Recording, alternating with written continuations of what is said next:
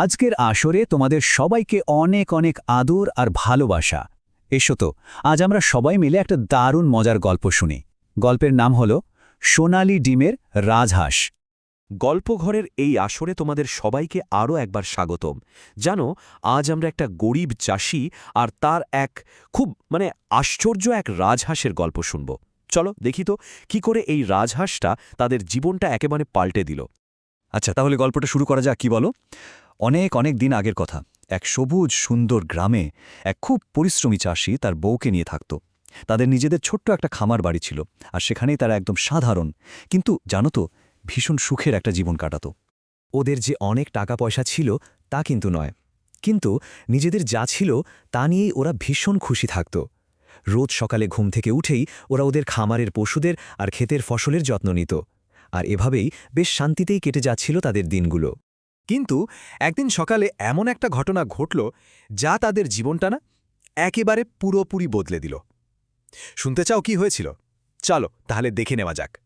তো সেই চাষি একদিন সকালে তার খামারে এদিক ওদিক হাঁটছিল, আর ঠিক তখনই হঠাৎ একটা রাজহাঁস দেখে।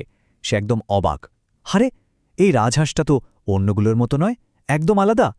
সকালের নরম মিষ্টি রোদে ওর পালকগুলো কি বলবো, যেন খাঁটি সোনার মতো ঝিকমিক করছিল। চাষি তো অবাক হয়ে ভাবল, বাহ, এই রাজহাঁসটা তো দেখতে বেশ অন্যরকম, একে তো খুব যত্ন করে রাখতে হবে। তো এইটা ভেবে সে ওটাকে বাসায় নিয়ে আসলো আর খুব যত্ন আত্তে করতে লাগল। কিন্তু আসল অবাক হওয়ার ঘটনাটা ঘটল পরের দিন সকালে, যখন সে রাজহাঁসটাকে দেখতে গেল। তার চোট তো একেবারে ছানা বড়া।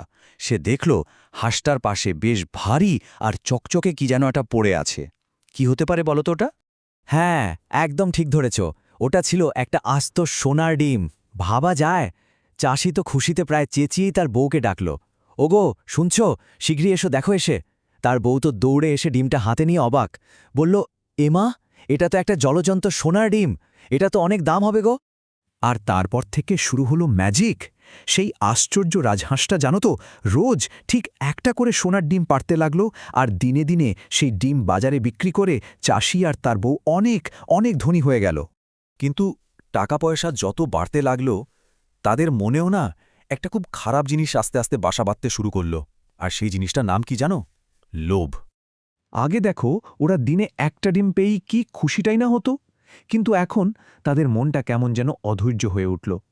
ওরা নিজেদের মধ্যে বলাবলি করতে লাগল, ধুর, রোজ রোজ একটা ডিমের জন্য আর অপেক্ষা করা যায় নাকি? যদি সব ডিমগুলো একবারে পাওয়া যেত তাহলে কেমন হতো? তো একদিন চাষি আর ধৈর্য রাখতে পারল না। সে তার বউকে বলল, শোনো, একটা কথা মাথায় ঘুরছে। এই রাজহাঁসটা যেহেতু সোনার ডিম পাড়ে, তাহলে ওর পেটের ভেতরে তো নির্ঘাত সোনা দিয়ে ভর্তি। আর এই যে অন্ধ লোভ, এর জন্যই তারা একটা কি ভয়ঙ্কর বোকার মতো বুদ্ধি বের করল। ওরা ভাবল, আরে, রাজহাঁসটাকে যদি কেটে ফেলা যায় তাহলেই তো ভেতরে সব সোনা একেবারে আমাদের হয়ে যাবে। তাহলে আর রোজ রোজ এই অপেক্ষা করতে হবে না। আর এরপর ওরা এমন একটা সাংঘাতিক ভুল করে বসল, যার জন্য ওদের বাকি জীবনটা শুধু আফসোসই করতে হয়েছে। চলো দেখি কি সেই ভয়ঙ্কর ভুল। একবারে সব সোনা পেয়ে বড়লোক হওয়ার স্বপ্নে বিভোর হয়ে সেই লোভী চাষিটা একটা ধারালো ছুরি নিয়ে রাজহাঁসটাকে কেটেই ফেলল। কিন্তু যেই না সে ভেতরে তাকালো, সে একেবারে যেন পাথর হয়ে গেল।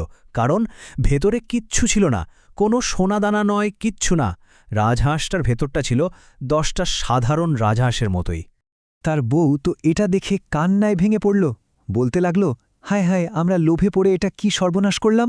তখন তারা দুজনে বুঝতে পারল যে একবারে বড়লোক হওয়ার লোভে তারা নিজেদের সৌভাগ্যের উৎসটাকেই, যে রাজহাঁসটা তাদের সব দিত, তাকেই চিরদিনের জন্য শেষ করে ফেলল। গল্পটা তো এখানেই শেষ হয়ে গেল। খুব দুঃখের, তাই না? কিন্তু এই গল্পটা আমাদের সবাইকে খুব জরুরি কিছু জিনিস শিখিয়ে দিয়ে গেল। চলো তো আমরা একসাথে দেখি এই গল্প থেকে আমরা কি কি শিখলাম। তাহলে বন্ধুরা, এই গল্পের সবচেয়ে বড় শিক্ষাটা কি? শিক্ষাটা হলো, আমাদের কখনো অতিরিক্ত লোভ করতে নেই। ধৈর্য ধরলে সবসময় তার ভালো ফল পাওয়া যায়। আমাদের জীবনে যা কিছু আছে তা নিয়েই খুশি থাকা উচিত। কারণ লোভের ফল কি হয় তা তো তোমরা ওই বোকা চাষির গল্প শুনে বুঝতেই পারলে। লোভে পড়ে সে তার সব কিছু হারিয়ে ফেলল। আশা করি আজকের এই গল্পটা তোমাদের খুব খুব ভালো লেগেছে। যদি এরকম সুন্দর সুন্দর মজার আর শিক্ষামূলক গল্প আরও শুনতে চাও, তাহলে কিন্তু অবশ্যই গল্পঘরের সাথে থাকতে হবে। আবার তোমাদের সাথে দেখা হবে নতুন কোনো এক মজার গল্প নিয়ে। ততক্ষণ সবাই খুব ভালো থেকো কিন্তু। টাটা।